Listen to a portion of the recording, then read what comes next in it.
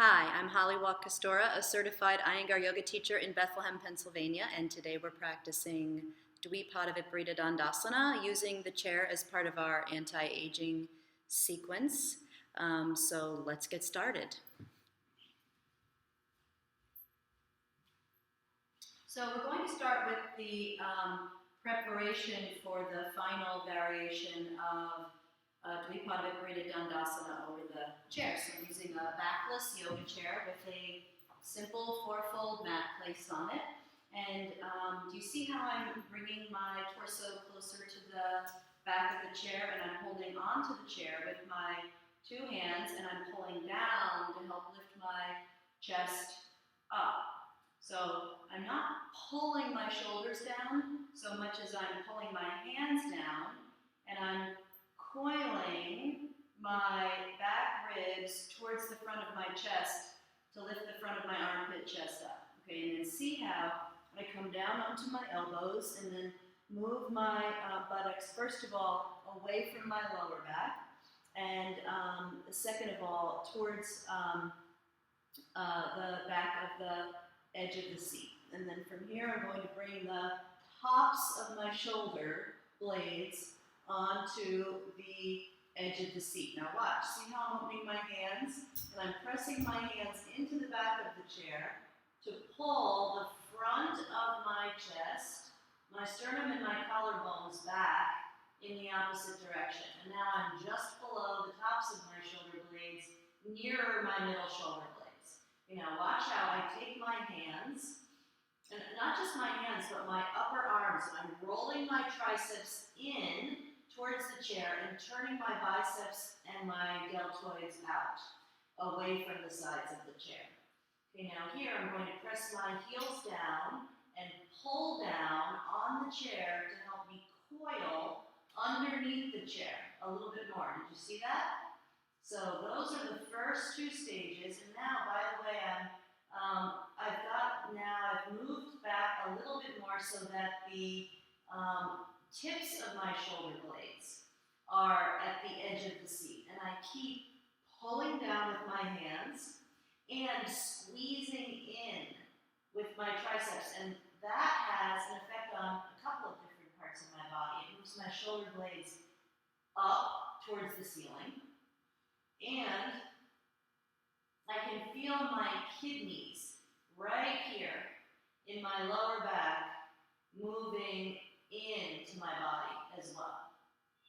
Okay, now from here I'm going to extend one leg out and then the other, and now watch how I take my hands, the heels of my hands and my palms right onto that part of the back of the chair where it meets with the seat, and I push. I'm going to push my hands forward and upward a little bit to help pull me down a little bit closer to the floor. Okay, now, just like I did in Virabhadrasana 1, I'm spreading the backs of my thighs out, rolling the front of my thighs in and moving my inner back knees back, which is now towards the floor. Okay, now see how I'm going to take my hands with my thumbs. This is familiar, right? We did it in that Supta Baddha Konasana variation, and pull towards the floor. And I want you to see how I'm reaching from the sides of my waist all the way forward towards my heels. Did you see how I just made my lower body longer? And then the arms and gravity help you make the upper body longer.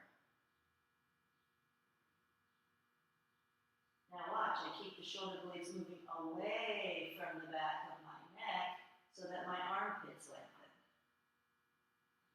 And then if I can,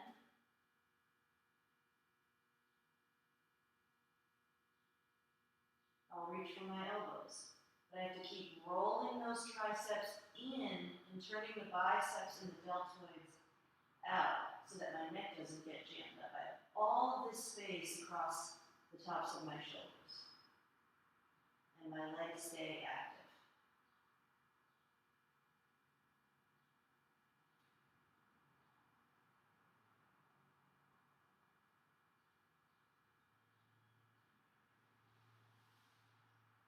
Okay, now watch how I elbows down, and I move my shoulder blades forward to come up. Okay, so that's the first stage. The second stage, I'm going to take a thin blanket, and I'm going to roll it up and place it just at the edge of that seat. And I'm going to place my my middle back, actually, closer to the bottom of my upper back and just around the top of my middle back on that blanket. And then I'm going to take my arms through the chair. And that's going to create even more of a back bend in my upper and my middle back, okay?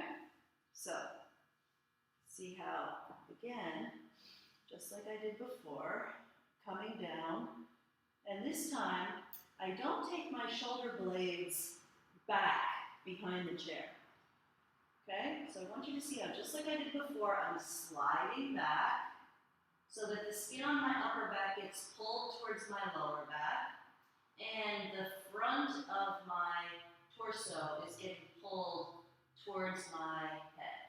And then from here, I'm going to come to the stage where I was holding the sides and rolling the triceps in and the biceps out, and pulling down to lift the shoulder blades up away from the floor and towards my chest.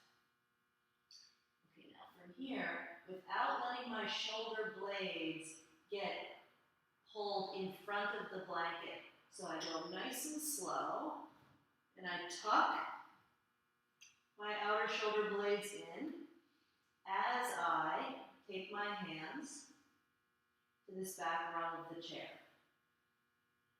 And to get even more rotation in my upper arms and opening in the side chest, I'm going to hold the back legs of the chair.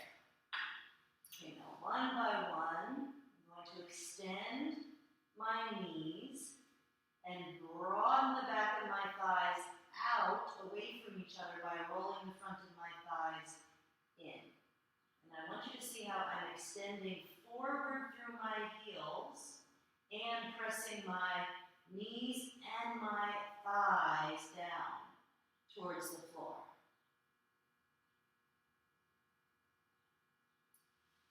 To come out, I bend my knees,